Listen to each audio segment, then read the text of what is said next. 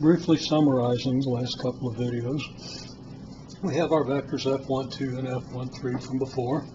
We define a dot product, and our defining relationship, the one I've chosen, is going to be simply I dot I equals 1, J dot J equals 1, I dot J or J dot I equals 0. So if our two unit vectors are the same, then the dot product is 1. If they're different, then they're perpendicular, and that makes the dot product 0. That's why we make the dot product 0 here. Okay, so if we accept that definition, and there's a lot that could be explained there, but we're just not going to get into all that. If we accept that definition, we write down that, well, if vector A is AXI plus AYJ, vector B is BXI plus BYJ, then the dot product of A with B is, if we use the expected commutative and distributive laws and so forth, this dotted with this dotted with this dotted with this dotted with this. Well, these two give us I dot I, these two give us J dot J, this and this give us an I dot, this and this give us an I dot J, this and this give us a J dot I. So, two of the expressions are 0, the other two remain, and our dot product is AX BX plus AY BY. In other words, we multiply the two I components, we multiply the two J components, and we add them. Another fact, A dot B, if we do this, we're going to get something that's equal to the magnitude of A multiplied by the magnitude of B multiplied by the cosine of theta. So, here again are our vectors F12 and F13, the same vectors that we've been looking at all along. And we go ahead and calculate their dot product. Well, that's a very straightforward calculation. Here I got 21 newtons squared. Now I think if it's done accurately, it's closer to 20. It's actually 19 point something. It rounds off, I believe, to 20 newtons squared. But that's okay. We'll go with the 21. And we can always correct any slight arithmetic errors. Magnitude of F12 is 12 newtons, magnitude of F13 is 7.5 newtons. Those were original premises, you recall, when we stretched the rubber bands and so forth. So, since this happens to be the case, and we haven't proven it, and you should understand how that's proved, that should have been covered in your pre-calculus course, or trig course. But in any case, F1 dot F2 is the magnitude of F1 multiplied by magnitude of F2 times cosine theta. That's just the same as this, except we're using F1 and F2 instead of A and B.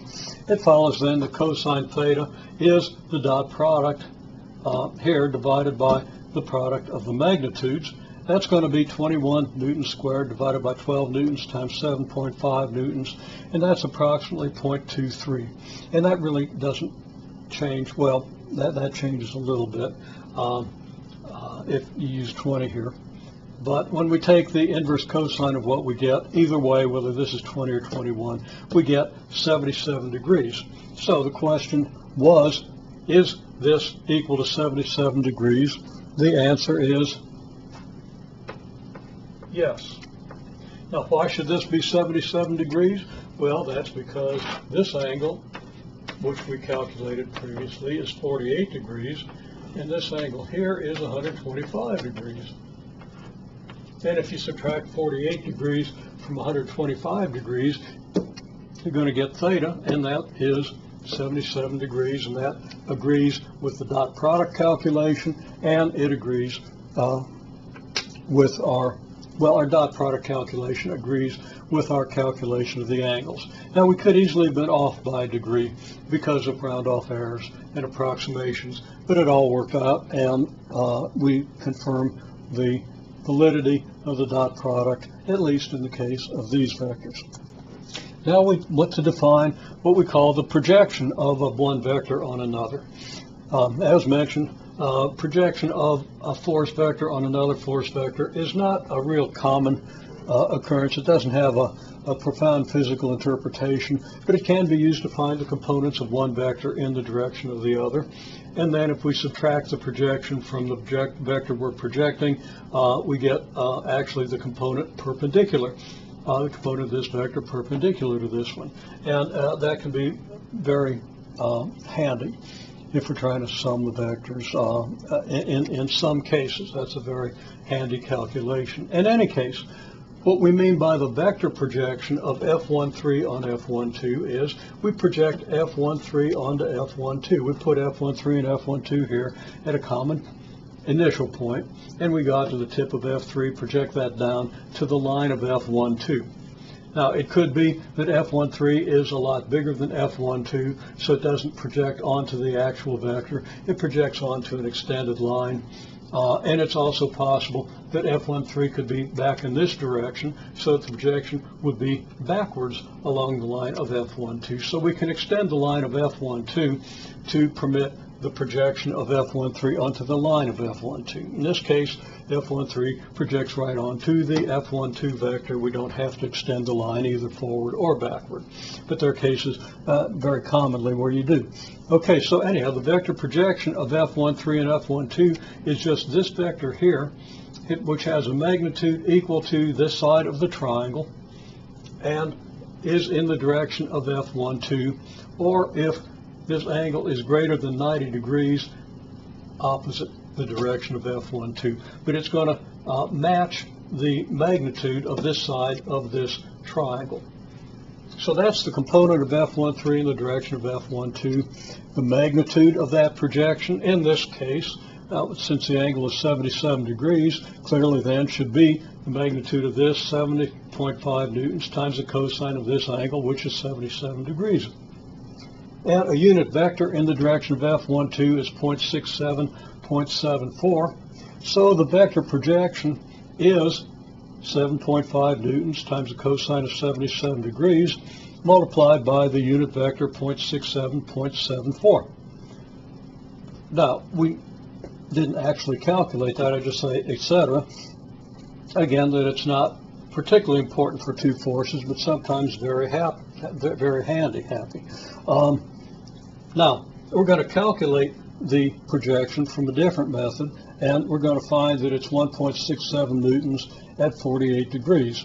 If you calculate this, you get something more like 1.69 newtons at 48 degrees, but there are little round-off errors, and that is less than a 2% error. You know, it's a little over 1% round-off error, which is certainly possible when we're rounding things off to two significant figures. Okay, well, how do we do this? We go back to the picture.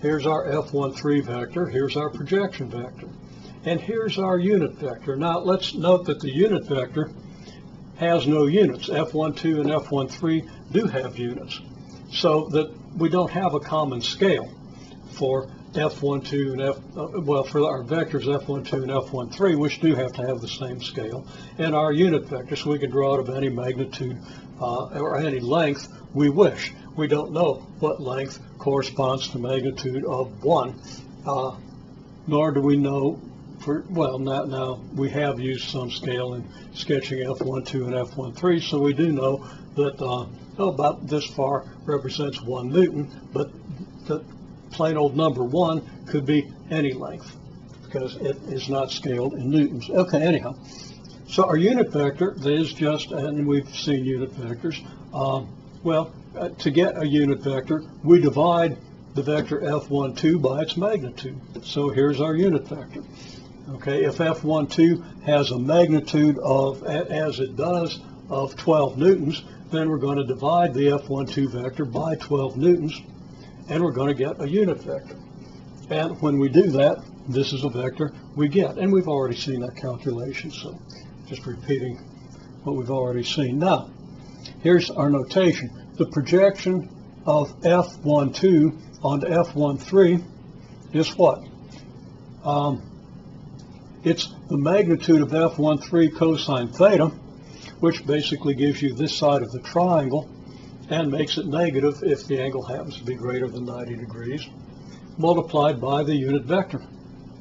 Okay, so as we're going to see, this projection for 77 degrees, we multiply cosine of 77 degrees by 7.5. We get something of magnitude about 1.67 newtons or so.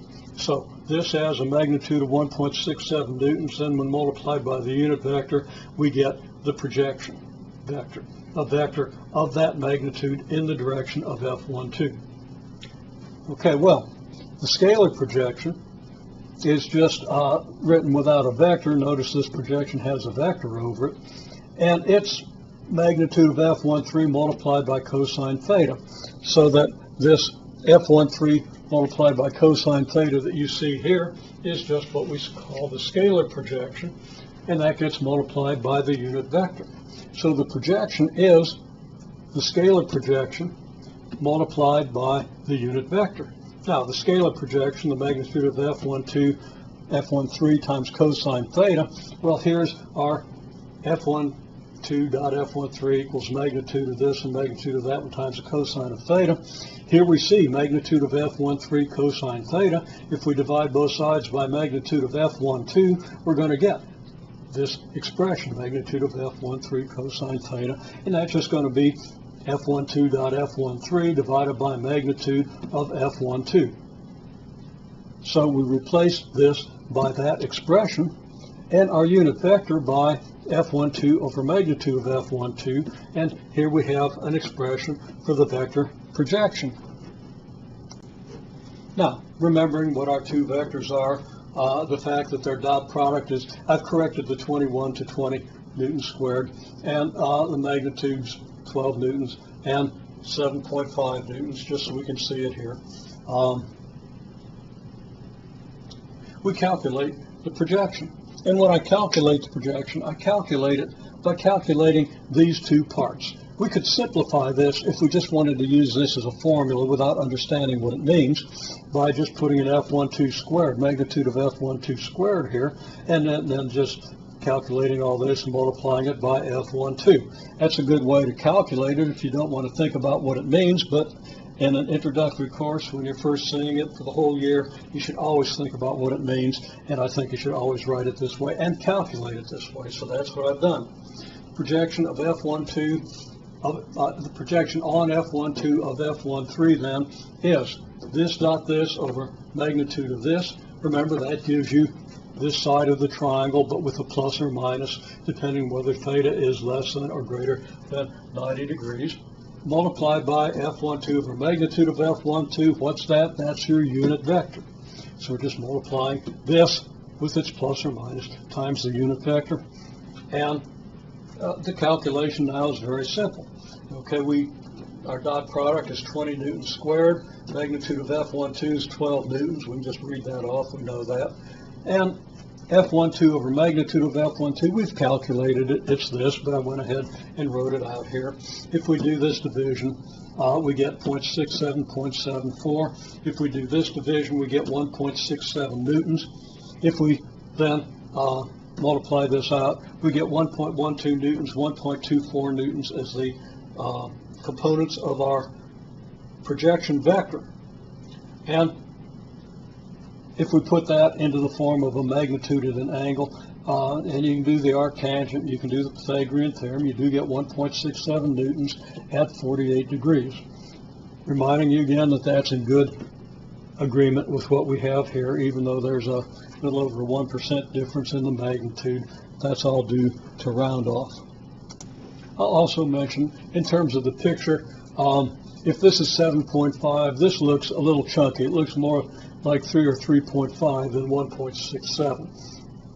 That's because when I drew this, I wanted to make sure the angle wasn't too close to 90 degrees, so it would be clear that it's less than 90 degrees. Also, so I would have something big enough here to label. So this isn't a very good representative. Clearly, a 77-degree angle here would be much closer to perpendicular, which would make this side of the triangle quite a bit smaller, this side of the projection triangle, and give you a result that's plausibly 1.67 newtons in magnitude again in comparison to the 7.5 newtons you have here. And I think it's important to have a reasonably accurate sketch where possible, so that it's possible to compare your result with the sketch and make sure that it's plausible.